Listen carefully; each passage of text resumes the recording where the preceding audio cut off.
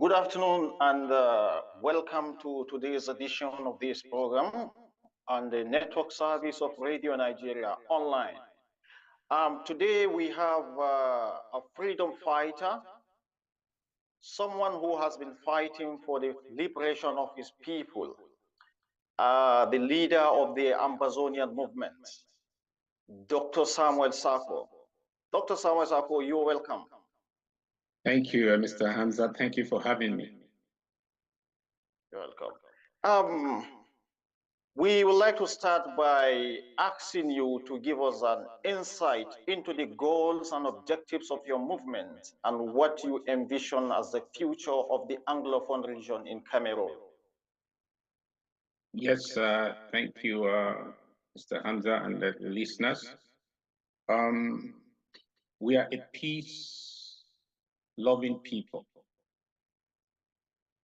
We have been annexed by the Republic of Cameroon, and this is our story.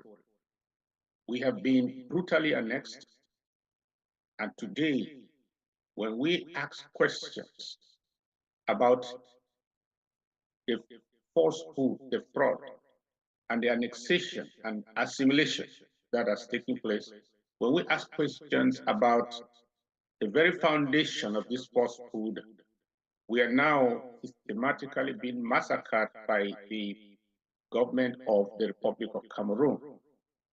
And genocide is pure genocide taking place next door. And the international community is silent.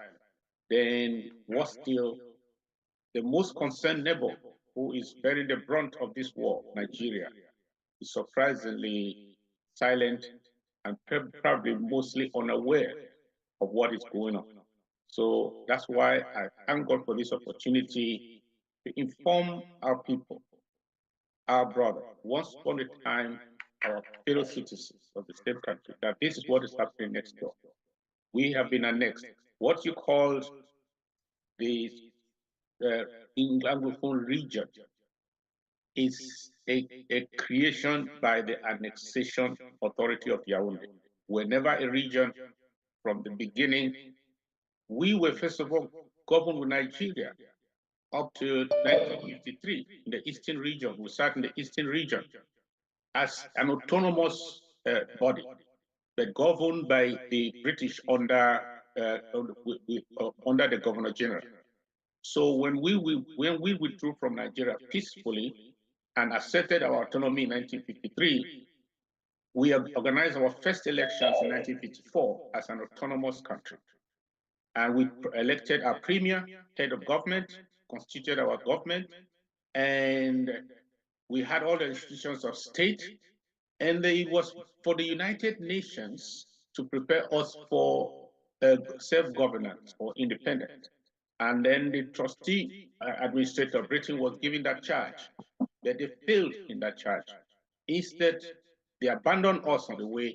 In 1961, when they gave us only the choice of joining either Nigeria again or going back to join Cameroon as independent by joining either of these, they deprived us of what the United Nations prescribed in the very trusteeship agreement that was signed in 1960 between Britain and the United Nations to prepare us for independent and self-government. And for that reason, Cameroon and the French behind them took advantage, overran our country, dissolved our institutions, fired our premier, and annexed us, so to speak. And today we are a captured people. What is going on is that it's like what is going on in Ukraine and some other countries. We want Nigeria as a brother to do something. It is not enough to be the big brother. Big brother means care. Big brother means protection. Big brother means, especially when you are even affected by what is going on, to stand aloof and do nothing. It looks like complicity with the oppressor. Okay, thank you for this insight. But you mentioned Nigeria, United Nations, and all those. Have you approached Nigeria officially to wade into this, or the sub-regional body, which is ECOWAS, or the African Union, or even the United Nations itself, to press home your demands and to report what is ongoing within your, as you call it, your country? Yes. Have you explored those channels? Oh, severally. Where would I begin? We are just like we have been twin brothers. So we have always looked up to Nigeria to do something. And in 2002, this matter was taken to the Abuja High Court. The court ruled that the Attorney General of Nigeria should take the matter of the self-determination of the people of the Southern Cameroon and Bazonia to the ICJ, or the United Nations, to determine who was the neighbor in the Eastern Maritime border, who was the neighbor with Nigeria, who is the neighbor to Nigeria in the Eastern Maritime border. Was it the Republic of Cameroon or the Southern Cameroon? The pillar 64 onward, all those pillars, were they Southern Cameroon pillars or pillars demarcating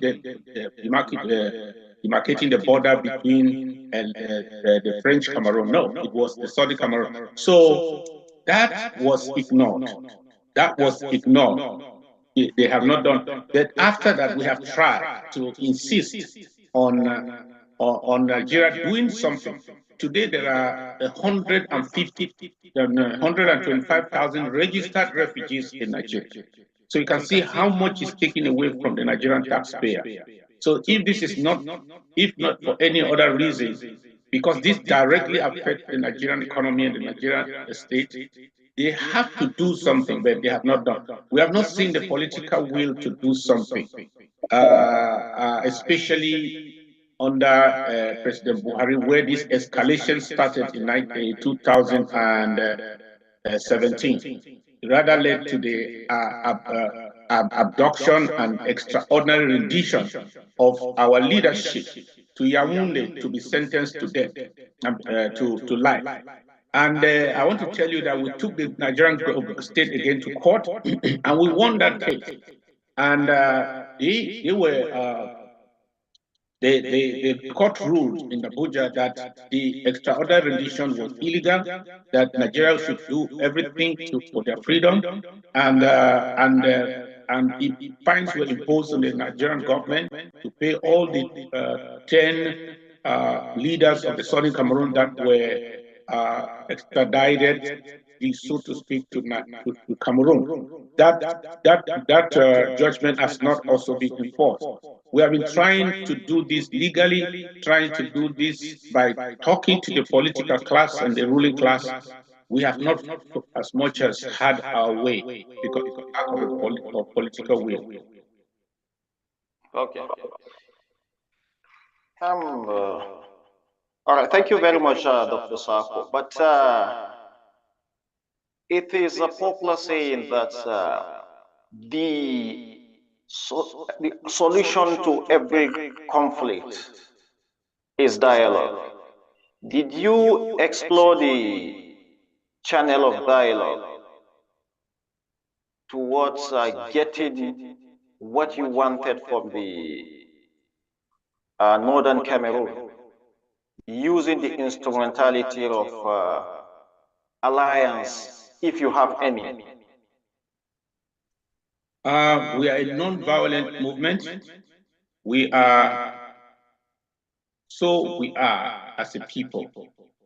Because if not, you cannot just walk and bring gendarmes and their soldiers, dissolve institutions, dissolve the parliament, dismiss the prime minister, and abduct leaders and execute them summarily, and some of them just disappear.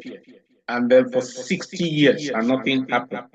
Means we are peace-loving people by nature, and our movement is a peaceful movement. But how did it begin in 2016? The civil society, that is the only organized movement, having dissolved all our political parties from the beginning, the only movement that actually represents the interests of the Southern Cameroon people, they organized and called the government to dialogue. That was in 2016. But what did the La République du Cameroun do? They came, pretended to want to dialogue, simply identified the leaders that they called the ringleaders, and did what proceeded to arrest them, and the rest had to go on exile. So they refused dialogue in that instance.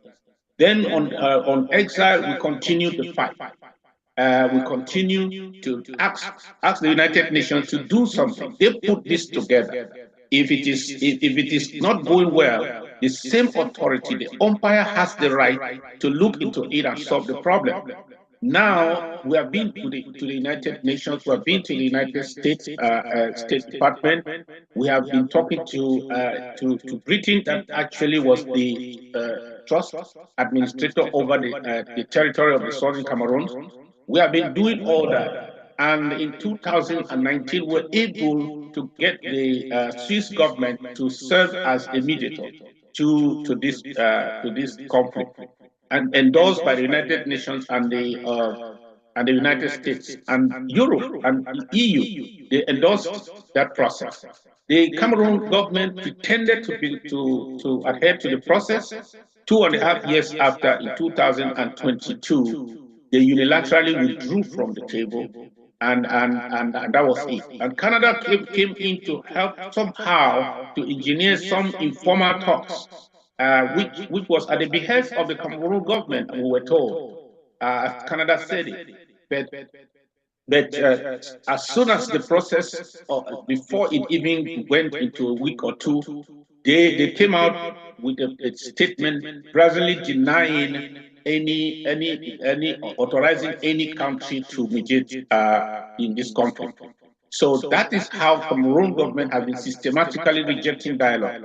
And when justice is denied, when peace is resisted, you see, then violence continues. So that is what is happening. They have the upper hand. They have the money. They have the resources coming from our country. They are able to kill their way to normalcy. So they believe. So we are also condemned to resist till freedom comes. Okay, so let's talk about the reports of significant casualties and loss of life during the conflicts in the region. Can you share your perspectives on the human cost of these conflicts and what efforts, if any, your own administration is making to protect the civilians over there? We cannot really be exact with our figures because the Cameroon government has besieged our country, has made it impossible for even Human Rights Watch organization, to have a free way into our territory to see how much cruelty, barbarism, and genocide they are exacting on our people. So they have made sure that there is an information blackout. Even their so-called media pressmen, they are now intimidated, and they are instrumentalized to make sure that this information about this does not go out. So, but we have our own numbers because there are people who are dying. There are our relatives who are in the bushes. And there are some rough estimates that are given by humanitarian organizations that are able to break through the stone walls in order to help our people. We have more than 1.6 million people who are internally displaced, living in bushes, in huts, in hamlets, in the bushes. We have more than 125,000 registered, and with the borders between Nigeria and the Southern Cameroon is long. So you can imagine how many are not registered if that number is registered. So some people cross the borders, they don't even know where to go to. Those who are able to find themselves to some registration center, about 125,000 so registered. And we have more than 5,000 of our own innocent people who have not been judged by except by some kangaroo trial, because they call them terrorists for making political demands. And they are 5,000 plus, and many who have disappeared. We don't know where they are right now. And our people are being extracted from their homes, maimed, shot from the foot, summarily executed by the wayside, corpses everywhere, just for being Southern Cameroonians. That's all. Our crime. Our crime is that we are Southern Cameroonians, and we deserve to be eliminated, because as two people whom the United Nations mandated to come together in 1961 and establish a federation of two states of equal status, we were not conquered by the French Cameroon. So when some people say we want to break away, I don't know what they mean. We were an autonomous people with a government, with institutions, and then they gave us this funny option of joining another independent country to form a federation of two states of equal status. What has happened to that federation? When we were growing up, we used to hear of the Federal Republic of Cameroon. What is it? When we were annexed, the annexation authority in Yaoundé, they just dissolved that thing, look for one phony referendum, so-called. They decided, and then they just dissolved it, and they took back their original name that they had before coming into this union that has disappeared. They were called the Republic of Cameroon, who were called the Southern Cameroon. We came together to form the Federal Republic of the Cameroon. Where is the Federal Republic of the Cameroon? They simply have taken back their original name. That means annexation is full circle. They completed their process, and assimilation continued. When we say no, they say we are terrorists and want to break their country. We have pillars that separate between the Southern Cameroon and these people. These pillars were put there in 1929 by the League of Nations. We have pillars, internationally recognized borders between these two countries. So that is the truth that many of our brothers in Nigeria have not understood. I think the more they understand, the better for our case will be. Okay. That brings me to the next question, Dr. Sako. You painted a picture of a serious humanitarian crisis going on there. People killed, people maimed, people disappearing. And there's this similar allegation on the leadership that is under your leadership, that there are also human rights abuses, including extrajudicial killings and displacement of people from the other side, accusing your own side now. And what is your stand on these allegations? Yes, there are always bad actors, both sides. But what we condemn is an official policy. When there is an official policy to commit crimes against humanity, there is a problem. On the side of the Republic of Cameroon, there is an official policy which says, wipe out this ethnic cleansing, wipe these people out, because we don't want to dialogue with them. It is their country. They have a right of what they say. Legally, we have no grounds that we can use force to take them. To keep them, if we can take them all out and reduce their resistance to zero. So by all means, everyone that is called a Southern Cameroon is potentially an enemy. So they just kill them for who they are. That's identity cleansing. Now, when that is the policy for us, the Southern Cameroon leadership, we don't have the policy of killing anything French Cameroon that we find, or anything that is associated with French Cameroon. We kill them because of being French Cameroon. That's not our policy. So one thing is that where there is a breakdown of law and order like this, there are fringe actors that will do certain things outside the policy that the leadership has put in place. And there are also these free actors, some of them are criminal in nature. They exist even at peace times, but during war times, they may increase in number and influence, because poverty and penury and suffering will lead people to who have whatever they have in hand to survive. Then we have those fringe actors, and we also have some actors that are planted by the regime of Yaoundé to exact these acts of criminality under the guise of civilians, unarmed men. I mean, not unarmed men, that's armed gunmen, so that it gives the coloration of the Amazonians resistance that is not in uniform like them. So they have the interest to perpetrate this type of acts in order to give us a name, so that we can all together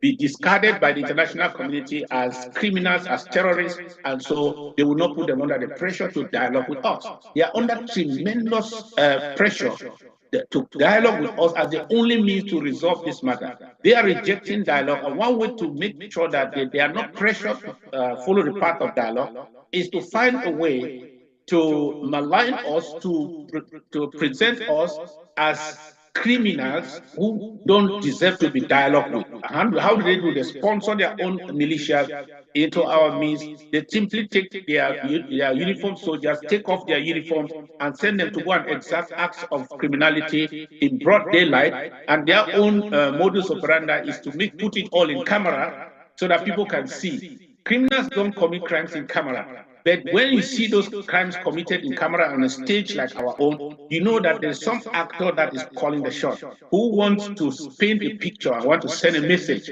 That is what they have been doing. But we know, even the United States government and the international community, our partners, they know, human rights organizations, they know that that is not the policy of the Amazonian interim government that I lead. That's not our policy.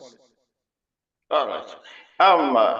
That brings me to the measures being taken. You mentioned so many people being in IDP camps. Some are within the Nigerian and Cameroon border. So, in your own parts, under your leadership, what measures are you taking to ensure the safety and the well-being of these people, apart from what other countries are doing for them? Yes, no country can be able to bear what is going on in the southern Cameroon. More than 50,000 of our people killed. I give that number as the blank estimate we have been given from all our statistics put together.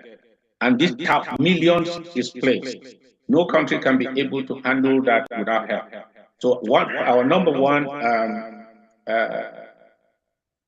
strategy is to reach out to organizations that are able to channel aid directly to the people. Find a way, break through the iron gates of La Republic, who don't want our people to be helped, but find a way to help our people. And we are also doing our little we can do by collecting some donations. Like our refugees, about 2 or 3 times a year, we try to channel what we have collected to help them, especially in Nigeria. If you're around the October, the refugee day, the December period, and the school return period, you'll find that we are always there trying to give the little we can. And we're encouraging the good people of Nigeria, the churches, the other organizations to continue to help our people who are there, because they don't deserve this to happen to them. That is how much we can do.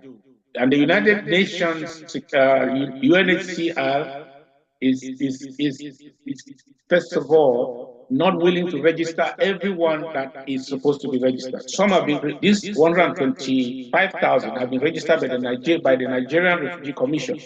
But the UNHCR has to register them for them to be part of whatever budget they have for them. But that budget is ridiculous. I think it's about, is it 2,500 naira a month? You know that is near death budget. 2,500 naira per individual. Yeah, it used to be 7,000 naira a month. Then they divided it into two. So started giving, I think, 3,500 naira a month per refugee. Dr. Sako, did you probe to know why this treatment on your people? Say it again. Did you try to probe to know why the reduction in the budget from 7,000 monthly per head to 2,500 naira per head monthly? Did your leadership, try to know why the reduction in the budget? Yes, we did. Our representatives, they cited budgetary constraints. So you understand. Sometimes it's just to squeeze our people, whatever. In the United Nations system, all conflicts are not the same, and sometimes a new conflict will eclipse an old one. And so your problem is old, therefore it's not important. The new one will be taken up first. So, but our people, instead, when the number has increased and women are put to bed and people are in dire need of money, that's when they cut down their ration. And go and find out if it is even regular, if it is even coming out regular. So that is the mess. All right. You mentioned UNHCR, which reduces budgets, and there are some international organizations that have expressed concern about the conflicts and its impact on civilian population. So what is your response to these concerns? Do you see any room for dialogue or negotiation to seek a peaceful resolution of this crisis, vis-a-vis what you just painted about the UNHCR, which is one of such organizations? I still believe that dialogue is the only way. We are going through this because of a party, so-called state party, that has rejected dialogue systematically. And dialogue will be possible when important stakeholders, including the most consequential neighbor that we have, Nigeria, to take some leadership, to show some leadership in this, because it's surprising that after 7 years, Nigeria has not done anything as to show some leadership over this matter, to even initiate any form of dialogue. We want Europe to come and solve our problems in Africa, yet we want to be a consequential partner or a party or nation on the continent. That is happening, something is happening right before our nose. Nigeria has not done anything to say, but this thing is already affecting us anyway. Let's even try to engineer some kind of dialogue. That has not happened. Other stakeholders like the United Nations, like the United States, that is the superpower, that also has interest in that sub-region. We are hoping that if they push La Republic enough, they will see reason to privilege dialogue over violence, because when the people have the idea that you are stealing their freedom, and which is true, you cannot kill that with a barrel. Violence will only beget more violence. I want to say that the longer this problem persists, the more that geopolitical zone will become prone to greater violence. Because I can tell you that those people who are doing everything to survive the onslaught of La Republic will not do anything less to survive than to resist till the last man standing. And when there is such chaos, many actors outside may have a way into that territory and into that region and cause greater insecurity problems. So why are we waiting for problems to escalate to get to a point where there is a fallout into the whole region before we start thinking of solutions? Problems can be nipped from the bud. And I think that something can be done, because we have a peaceful disposition. We are ready for dialogue. We love dialogue. We love peace. And we also want to enjoy our country that the United Nations gave us by a resolution to enjoy. Okay. You consistently mention Nigeria not playing its role as a big brother. Now that Nigeria has a new government and the president being a Democrat all his life, before the Nadeko days, the military juntas, during the Abacha days, and all that. And the government is barely 5 months now. Are you considering approaching the president, that is President Bola Tinubu, with this issue? And if you are opportune to meet the president, what would you want him to do for your people? I have strongly thought about meeting President Tinubu, but I have also thought that at this time there is too much on his plate because of what is going on around the election. I desperately wait for the Supreme Court to give a final ruling on or judgment or whatever the election results should be in Nigeria. And when there is that sense of stability in his office, I'm sure he will look beyond his immediate task that he has before him. So we have already organized ourselves to do that. We should do that as quickly as possible. What I will request is that he shows some leadership. I saw that when Niger had a problem, when there was a violation of the constitutional order, it took a matter of hours for him to make a statement and said everything should be done to return the constitutional order. That was leadership. And then, but unfortunately, it was a threat to use arms. That arms should come as the last resort in any case, because nobody wins when there is war. Even the person who calls himself a winner will be inheriting more negative than positive. You can achieve peace without war. That would be better. If he shows such leadership in our context, then he can help in collaboration with the other international partners to engineer a genuine process and oblige Cameroon, who are unwilling to do something because Nigeria is already paying the tab for this war. So they cannot be an uninterested party. They can speak with some authority and concern over the matter. And then they can also influence the regional bodies, including the AU, to do something. That's leadership. So that some of these problems can be resolved, and by no means will it affect Nigeria negatively or going forward.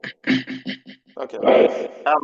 Dr. Sako, this brings me to the second question that I wanted to ask you. What you have painted a picture which every person that listens to this will understand what has been happening in your region. Now that you have formed a government in exile, and other foot soldiers are fighting the cause back home and facing the brunt of whatever is being meted on them, people see it as the elites are the ones instigating those in back home to fight the cause while the elites are out of the country enjoying themselves. How will you react to this? Well, that is what the propaganda machine will always use to dissuade the people from following going after their political demand. Here is the thing. Our struggle is not a leader-centered struggle. It's a people-centered struggle. Our people have lived, every one of my age and my children downward has lived this injustice. So it's not something that we are reading from some books or some people are telling us the story. We have been denied, we have been marginalized, we have been dehumanized, we have been treated like animals in a country that we are supposed to be two parties of equal status. So the people who are fighting on the ground, they are first of all reacting to what the enemy is doing to them. So their reaction is in real time. When they came out to march, the La République du Cameroon government, French government, yeah, when they use helicopter gunship and were shooting people like birds. We have lived this and we have buried our own. Those people are not fighting for us, neither are we the one talking to their ears to do something. You cannot send somebody to go and die. No matter how he loves you, he will not go. People who are ready to die are people who have lost every reason to live. Those are people who have lost every reason to live, and they think that until they fight, they will not amount to anything, or they will be killed. That is where our people are right now. If we were not restricted going back and they are looking for us all over the place, I will be back home now, somewhere in the forest too with my people. So I'm not here by choice to enjoy whatever so that people will kill themselves there. If the conditions change, they withdraw their troops from our territory, within the next 72 hours, many of us will be right back home where we are with our people. But one thing is sure that when you are drowning, it is good for your head to be above the water, no matter how tired you are. So we are just the head. If we are not above the water, this whole thing will drown. The reason why you can hear us today is because we are not somewhere in La République du Cameroon. Would have been targeted, either arrested among the 5,000 who are in jail, or summarily executed and killed, so that we will not be heard. But as far as the head is above the water, you can hear our voice. You can see our flight. Somebody will talk on their behalf. That's what we are doing, for no salary, for no pay. Okay, Dr. Sako, while your head is above the water, can you paint a picture of any recent events that happened within your region?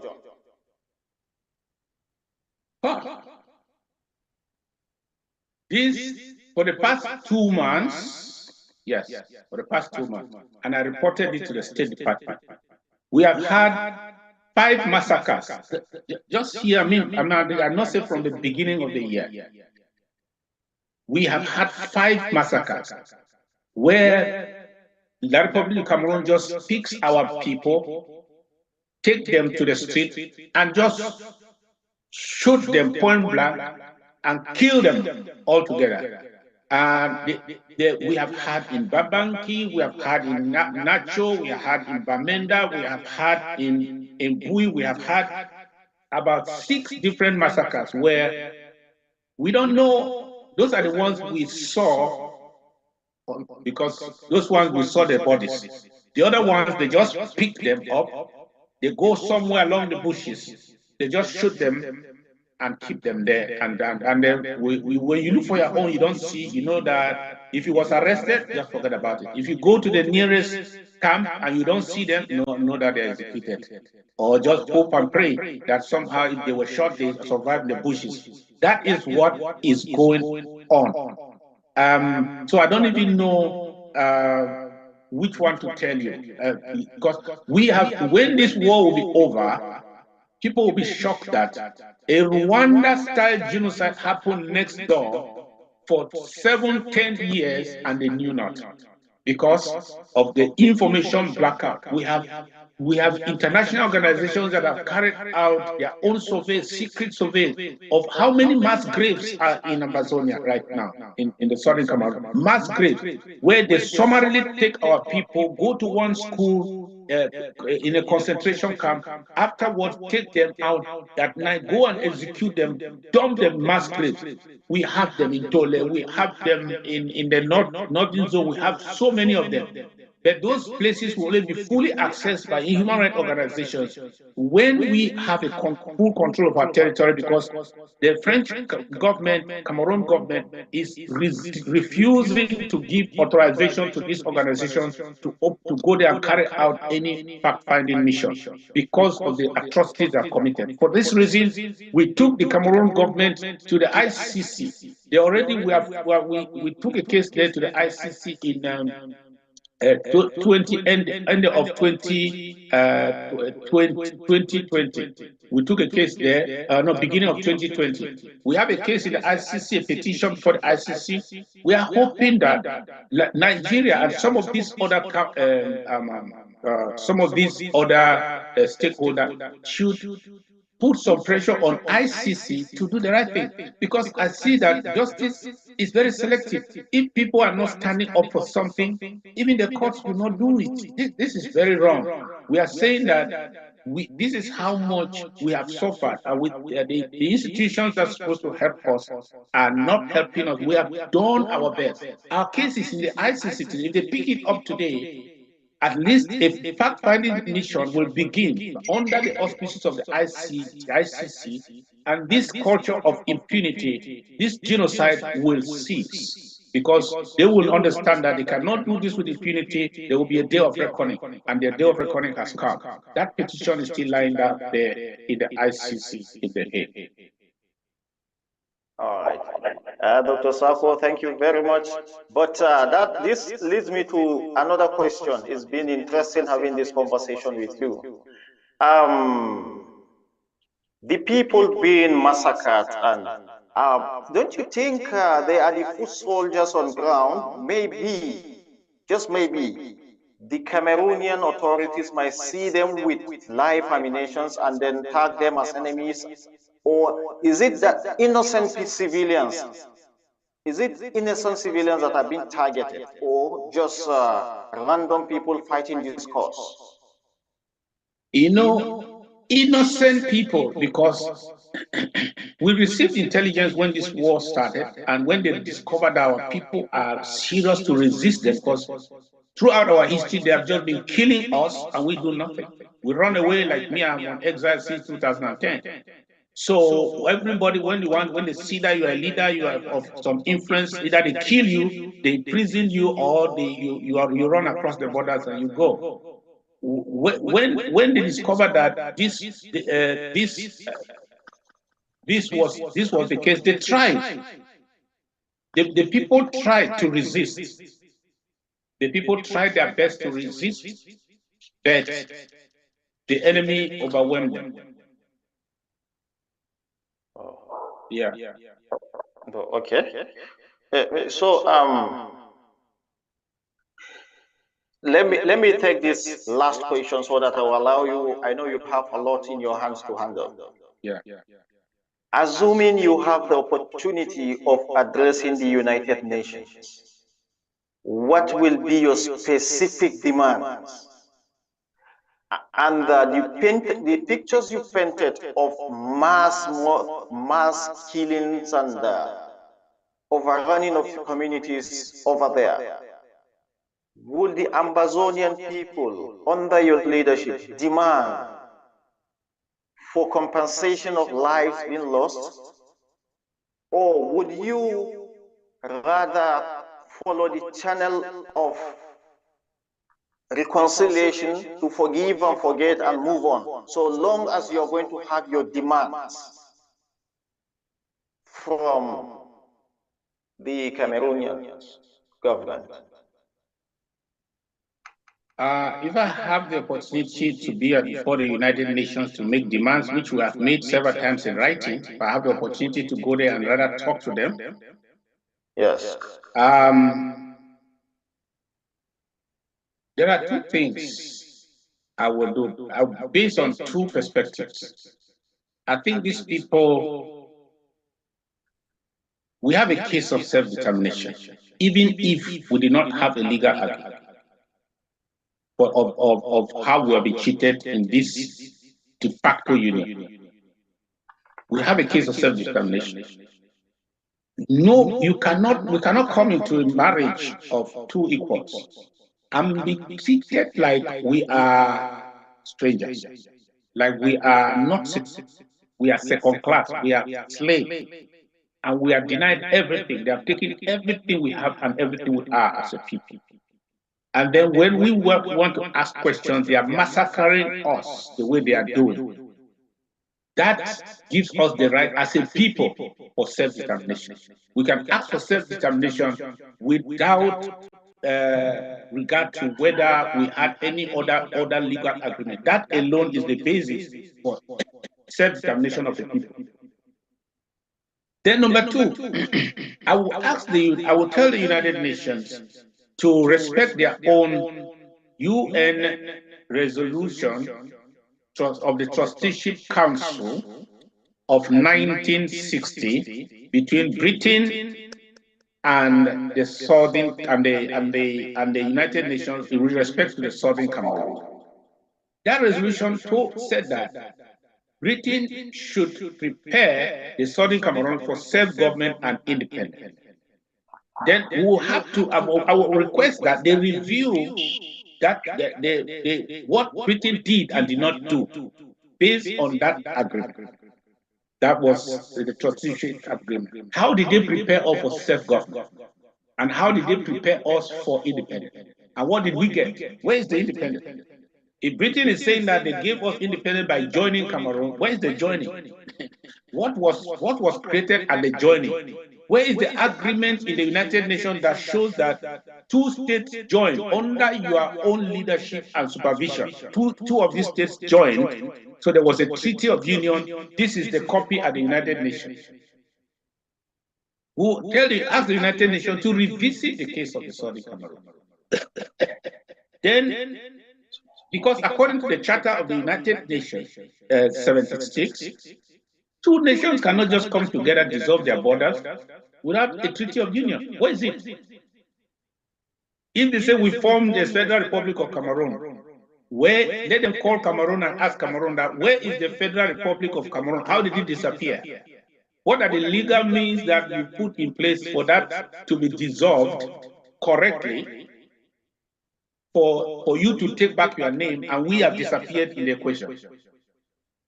So our case of annexation will be established. I will make our case of annexation before the United Nations. And I think if they reject the fact that we have been annexed, or they don't see, they want to insist that we were properly decolonized, that Britain did everything right. What about these atrocities that are going on now? Should we be subjected to die because we attempted a political action to join with another country that failed? That's the question I would ask. Okay, but this brings me to another thing. So, correct. Is the conspiracy of silence among countries within the African region and the international sphere? Don't you think other countries, the neighbors like Nigeria, is also battling the indigenous people of Biafra, who is also asking for self-actualization and cessation? And that might have been the basis to which Nigerian government is no longer interested in your own cause. Yes, just maybe some French actors behind the scene are using that as a boogeyman tactic to put Nigeria away from our cause. But let me say that if Nigeria can be on the side of justice, you will discover that we are a more trusted partner for the security of Nigeria, no matter what is happening within their country. Because the fear of this or that in your house should not make us deny the path of truth and justice. Nigeria knows our problem better historically more than any other country because we have had a common history. So they know who we are, who we were, our leaders, and so on. So Nigeria should not buy that propaganda because our own is a case of annexation. Why is Nigeria condemning what Russia is doing in Ukraine and do not see the need to condemn what La Republic of Cameroon is doing in Southern Cameroon just because we are neighbors? The truth does not change. If the Nigeria stands with us, they are standing with us on the side of legality, and one good turn deserves another. If Nigeria can be with us on the side of truth and help us, as their own court had ordered them to do, to re-establish our autonomy, as it were, and regain our independence that we were given, do you think by any means we will turn around to be the enemies of the Nigerian state? No. First of all, there is no similarity between what the Biafrans are doing and what we are doing. I said we are a country with internationally recognized boundaries. We went into a political action to join another country, and that process failed.